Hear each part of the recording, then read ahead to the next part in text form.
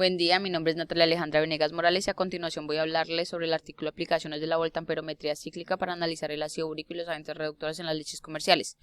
En resumen, pues se comparan dos métodos, la voltamperometría cíclica, que es el iniciales con CV y la cromatografía líquida de alta resolución, iniciales HPLC, para cuantificar el ácido úrico y los agentes reductores antioxidantes en muestras de leche.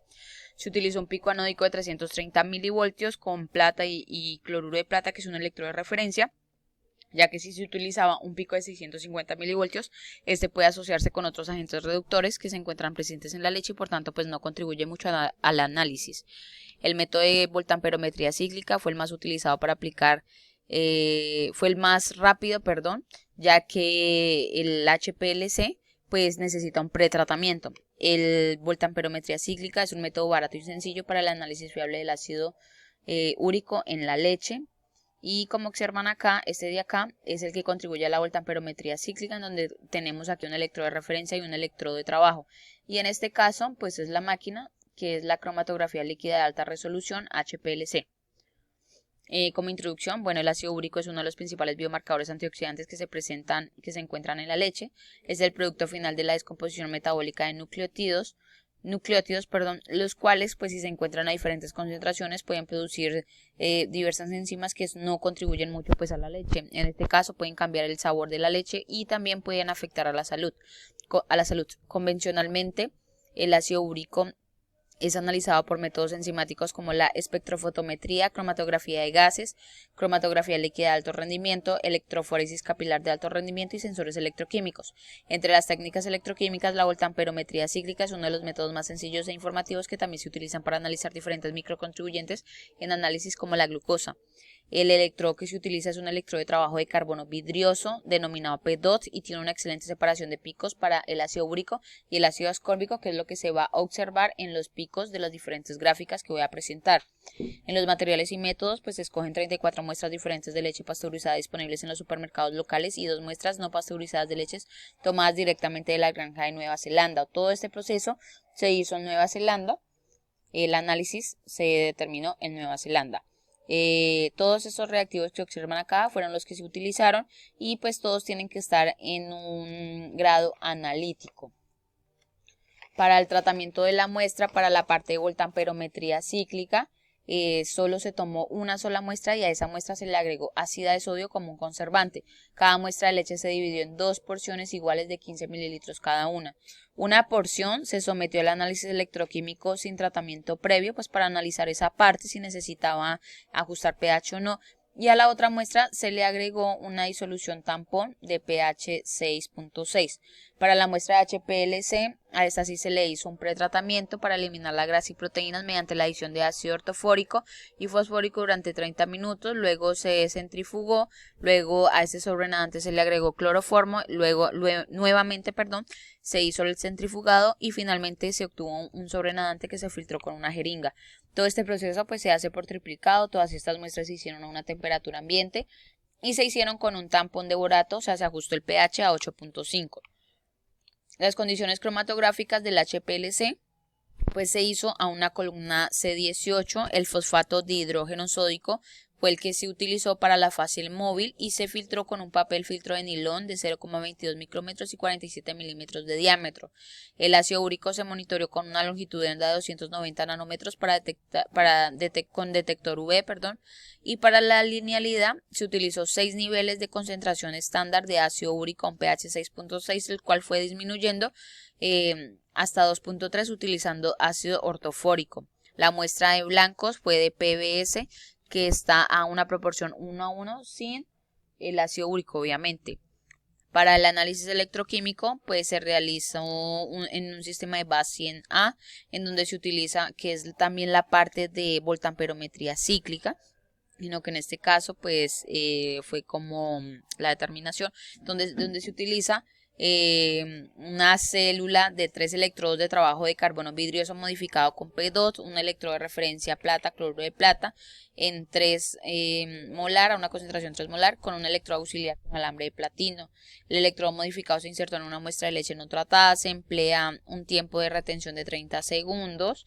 Cada vez que se hace el proceso se limpia la superficie del electrodo. Los voltamperogramas se obtuvieron entre menos 100 a más 800 milivoltios a una velocidad de escaneo de 100 milivoltios por segundo.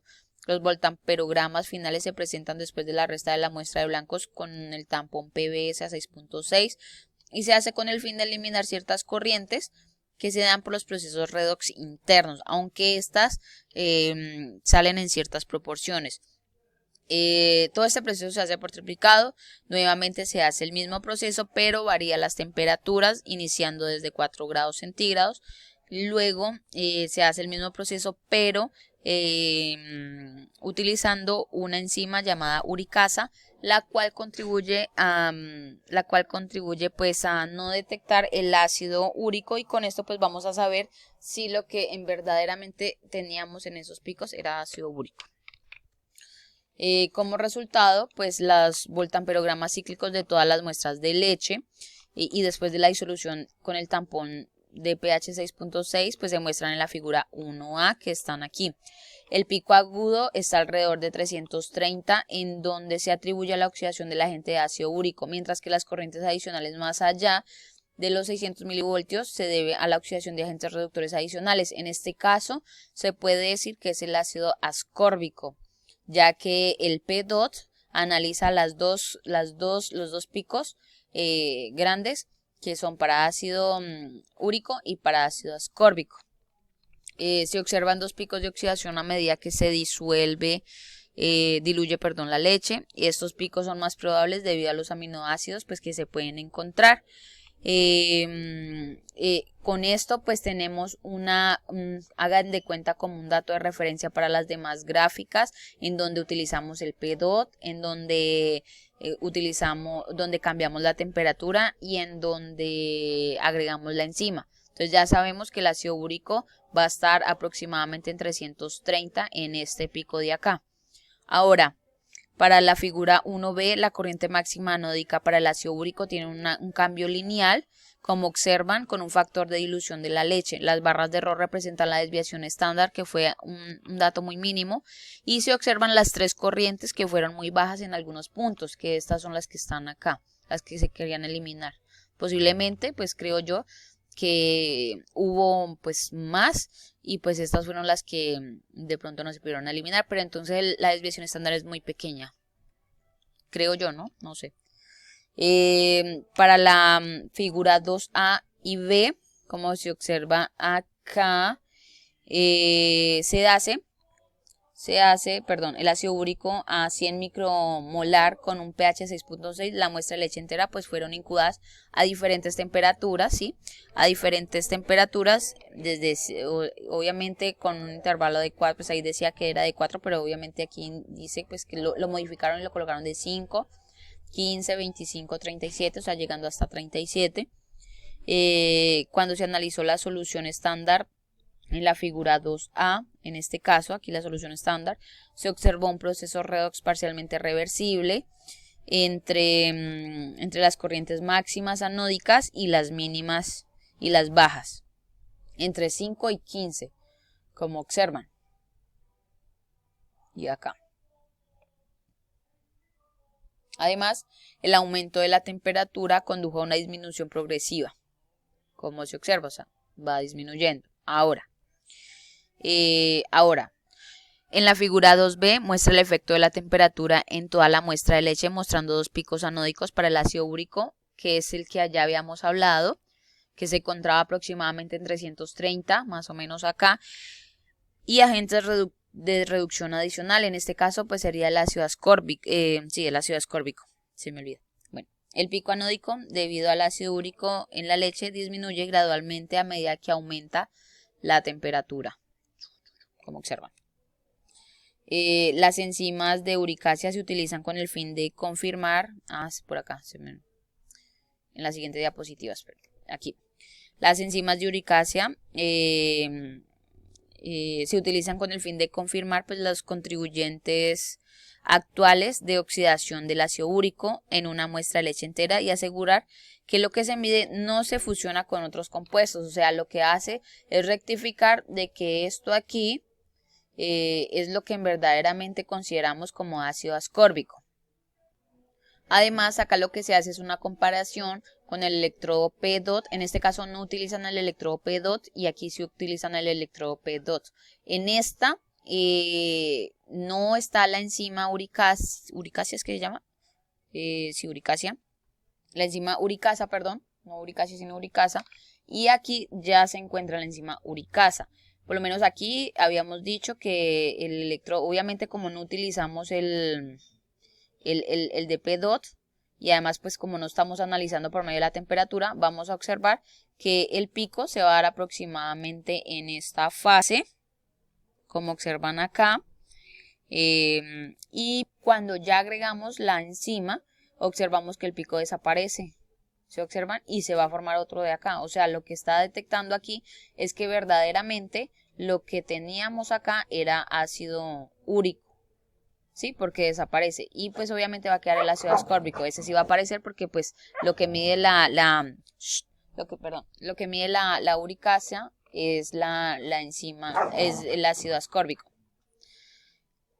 En la C y la D pueden observar que aquí ya lo utilizan con el electrodo P-DOT y pues no hay como cambios significativos, solamente de pronto en la curva, en el pico, que sale a una menor proporción, en este caso a 20, como observan acá.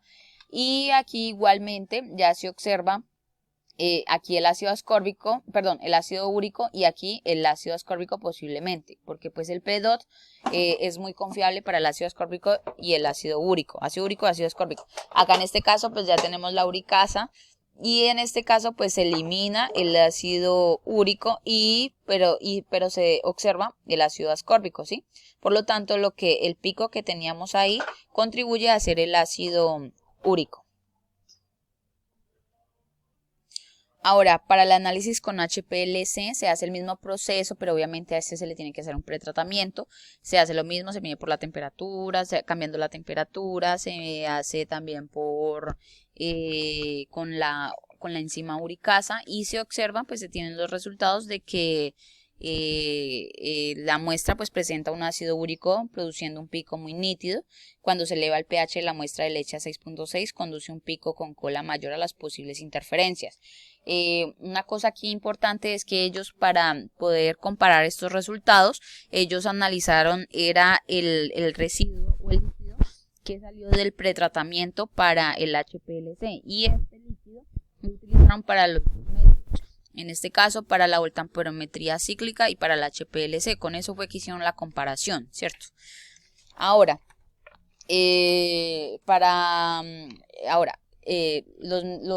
esos datos los colocaron aquí, los plasmaron aquí y por tanto nos dicen que la voltamperometría cíclica tiene una proporción promedio de desviación estándar de 4.7. Para el método de HPLC en las inyecciones repetidas fue un promedio de desviación estándar del 1%, aunque el método de HPLC parecía ser más preciso, hubo ciertos valores grandes de 3.8 y 4.4. En esta figura pues se comparan las concentraciones del ácido úrico mediante